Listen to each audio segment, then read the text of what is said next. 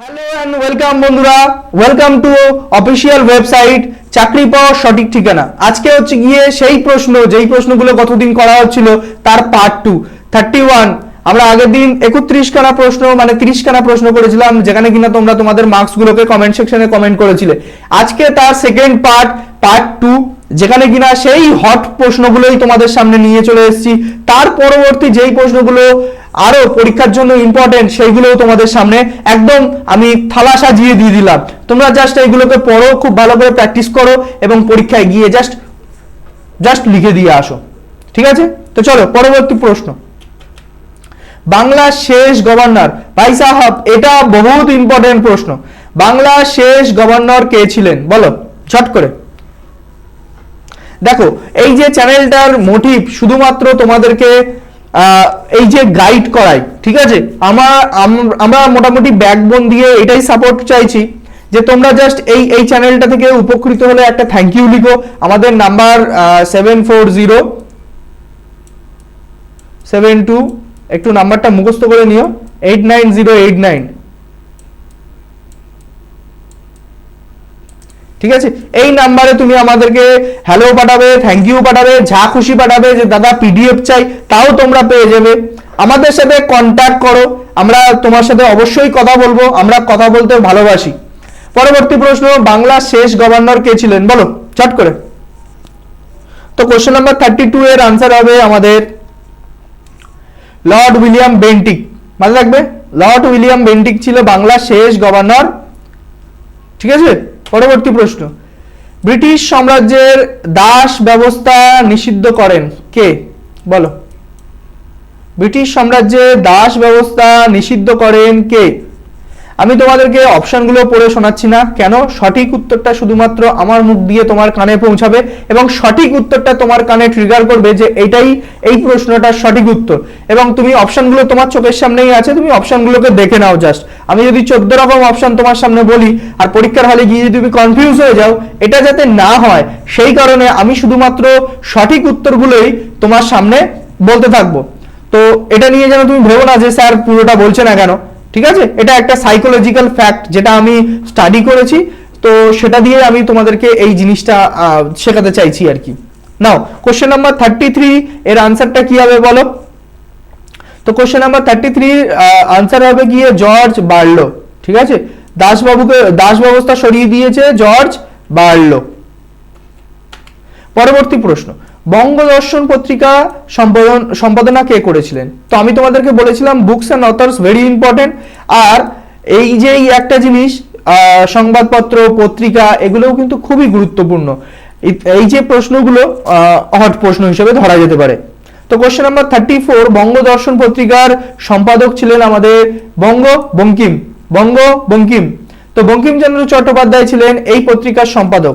ঠিক আছে, পরবর্তী প্রশ্ন, হিন্দু পেট্রিয়ট পত্রিকা কবে প্রকাশিত হয়েছিল? বললাম না তোমাদেরকে যে যেই সালগুলোতে পত্রিকাগুলো প্রকাশিত হবে এবং যেই লেখকগুলো বা যেই সম্পাদকগুলো এদের সঙ্গে জড়িত হয়ে রয়েছে, এরা খুব ইম্পর্টেন্ট।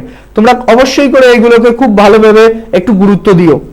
তো প্রশ্ন নাম্বার 35, হিন্দু পেট্রিয়ট পত্রিকা কবে প্রকাশিত হয়? তো আনসার হবে 1857 খ্রিস্টাব্দে। 1857 খ্রিস্টাব্দে হিন্দু পেট্রিয়ট পত্রিকা প্রকাশিত হয়। পরবর্তী প্রশ্ন, কলকাতা বিশ্ববিদ্যালয়ের প্রথম আচার্য কে ছিলেন বলো। এটা খুব ভালো প্রশ্ন, এটা খুব হট কোশ্চেন, স্টার মেরে রাখো, তোমাদের পরীক্ষার জন্য খুবই গুরুত্বপূর্ণ। বাংলা বিশ্ববিদ্যালয়ের প্রথম আচার্য ছিলেন কে? তো বাংলা বিশ্ববিদ্যালয়ের প্রথম আচার্য ছিলেন লর্ড ক্যানিং। ঠিক আছে, লর্ড ক্যানিং। তো এই যে প্রশ্নগুলো করানো হচ্ছে, তুমি বেশি পাকামো করতে যেও না, প্রশ্নগুলো তোমার জন্য বাছাই করাই হয়ে এসছে, তুমি প্রশ্নগুলোকে একটু বেশি গুরুত্ব দাও। হ্যাঁ, পরীক্ষার জন্য এগুলো কিন্তু খুব হট কোশ্চেন, খুবই ভালো প্রশ্ন, এগুলোকে একদম ডিনাই করো না। এবং যদি ভিডিওটা ভালো লাগে তোমরা অবশ্যই করে লাইক করো এবং বন্ধুদেরকে শেয়ার করে দাও। যত শেয়ার করবে আমার তত মোটিভেশন বাড়বে এবং তোমাদের জন্য আরো ভালো কন্টেন্ট আমি নিয়ে আসতে থাকবো। তো তোমরা অবশ্যই করে আমাকে সাপোর্ট করো, আমার টিমকে আরো সাপোর্ট করো। ঠিক আছে, যাতে করে তারাও মোটিভেট হয় আরো বেশি প্রশ্ন নিয়ে আসতে, তোমাদেরকে হেল্প করতে। ঠিক আছে, বলো হিন্দু মেলার প্রথম সম্পাদক কে ছিলেন? তো হিন্দু মেলার সম্পাদক ছিলেন কে? তো জ্ঞানেন্দ্রনাথ ঠাকুর, বুঝেছো? হিন্দু মেলা জ্ঞান দিয়ে বেড়ায় জ্ঞানেন্দ্রনাথ ঠাকুর। চলো পরবর্তী প্রশ্ন। ইন্ডিয়ান সোসাইটি কে প্রতিষ্ঠা করেন বলো?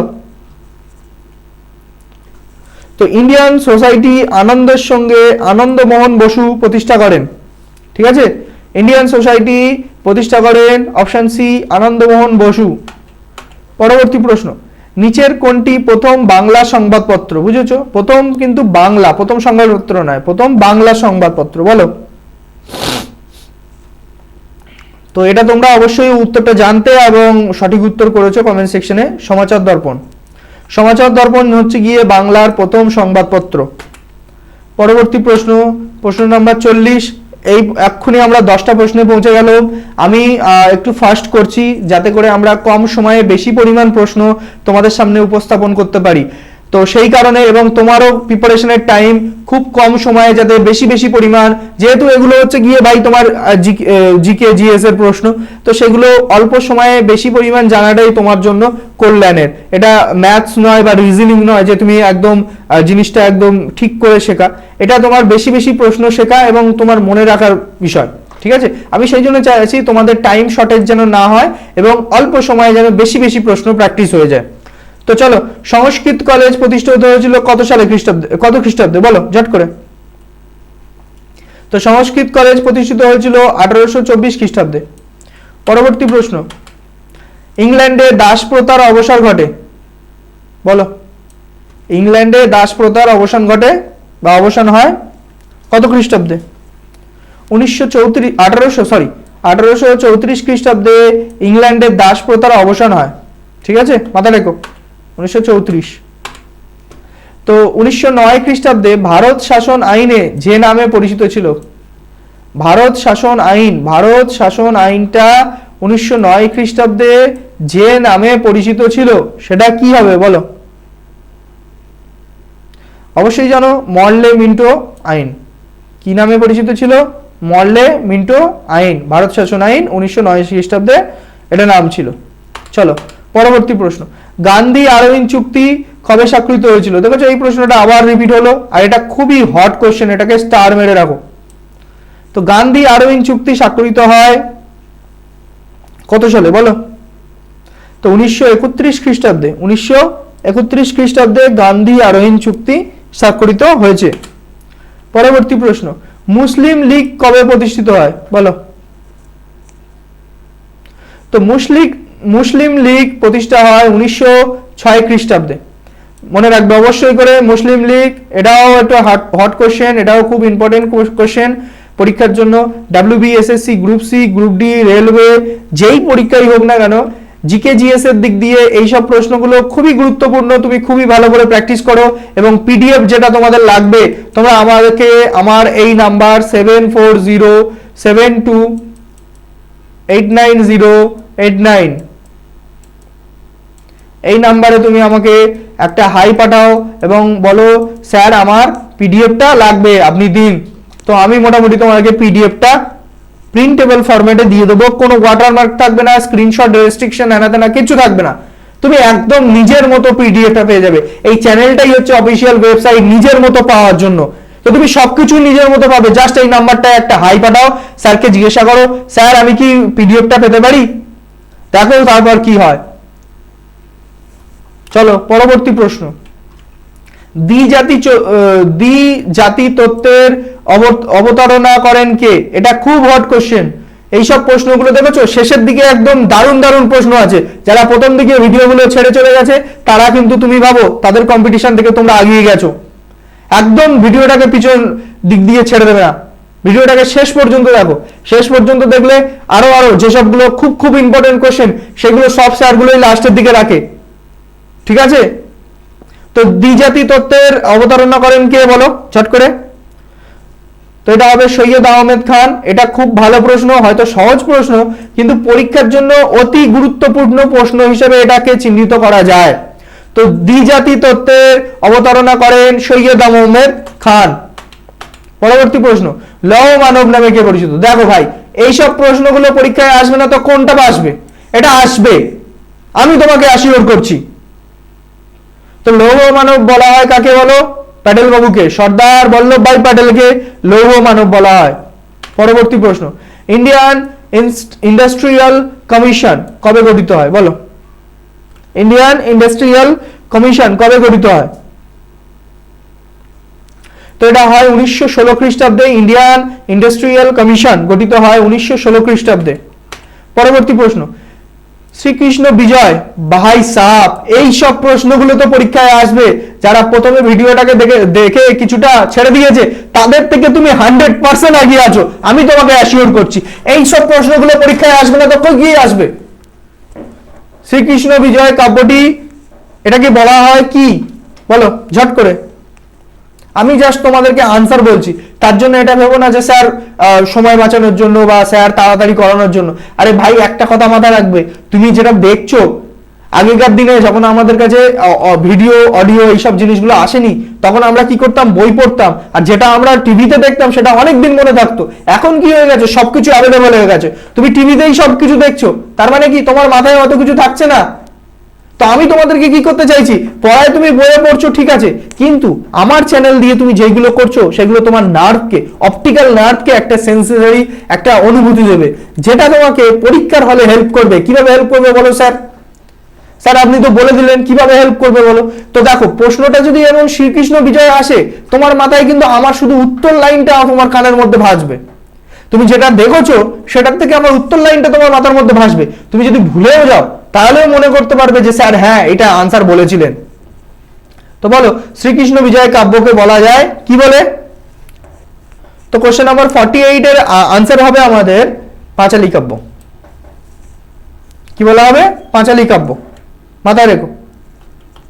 পরবর্তী প্রশ্ন, মাঝি মাল্লাদের গান বলো। মাঝি মাল্লাদের গান, ওই যে মাঝিরা না হাইয়ো রে হাইয়ো এইসব গানগুলো করে, ওগুলো কি গান নামে পরিচিত বলো? ভাটিয়ালি। দেখো, যখনই মাঝি মোল্লাদের নাম আসবে তোমার আমার এই কথাটাকে একবার চোখ বন্ধ করে স্মরণ করবে যে অফিসিয়াল ওয়েবসাইট দিয়ে কি বলেছিল। অফিসিয়াল ওয়েবসাইট তোমাকে একদম মুঠোর মধ্যে ধরতে শেখায়, ভাটিয়ালি গান।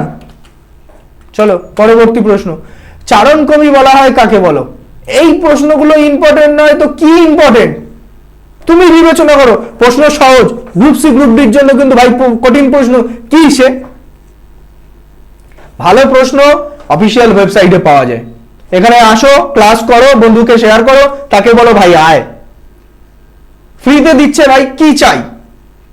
চলো কোশ্চেন নাম্বার 50, মুকুন্দ দাস।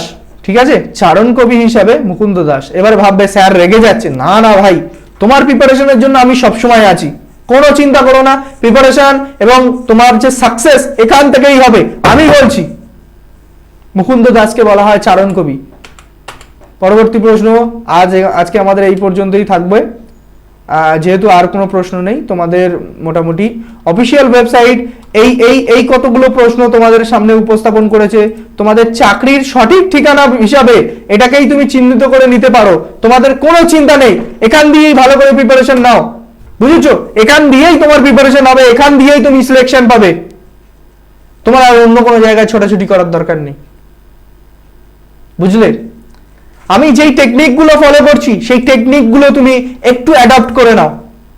আর আমাকে অবশ্যই এই নাম্বারটা দেওয়া আছে, স্ক্রিনে দেওয়া একটা নাম্বার আছে, দেখতেই পাচ্ছ তুমি।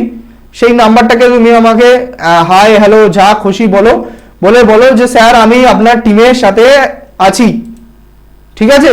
আর আমি তাহলে নিশ্চিত হয়ে যাবো ভাই তুমি আমার টিমে আছো, মিনস তোমার অর্ধেক কাজ আমার দায়িত্ব। তো চলো আজকের ভিডিও এই পর্যন্ত, পরবর্তী একটা সুন্দর ভিডিওতে দেখা হচ্ছে। খুব বাছাই করা প্রশ্ন তোমাদের সামনে থাকবে। টাটা, বাই বাই, পরবর্তী ভিডিওতে দেখা হচ্ছে। আর হ্যাঁ, সাবস্ক্রাইব করতে চাইলে করো, না করতে চাইলে করো না। যদি ভিডিও ভালো লাগে আর যদি আমার কথাগুলো তোমার মধ্যে ইম্প্যাক্ট ফেলে ভাই, তুমি সাবস্ক্রাইব করো, যাতে আমাদের টিম মেম্বাররাও একটু মোটিভেটেড ফিল করে এবং তোমাদের জন্য আরো ভালো ভালো কন্টেন্ট নিয়ে আসতে পারে। পরবর্তী ক্লাসে আমরা হয়তো একে একে আরো জিনিসগুলোকে করতে থাকবো, রিজনিং, ম্যাথস এবং জিকে জিএস তো থাকছেই, ঠিক আছে? এগুলো করতে থাকবো। তোমরা জাস্ট চ্যানেলটিকে সাপোর্ট করো আর আমাদের চ্যানেলে জুড়ে যাও।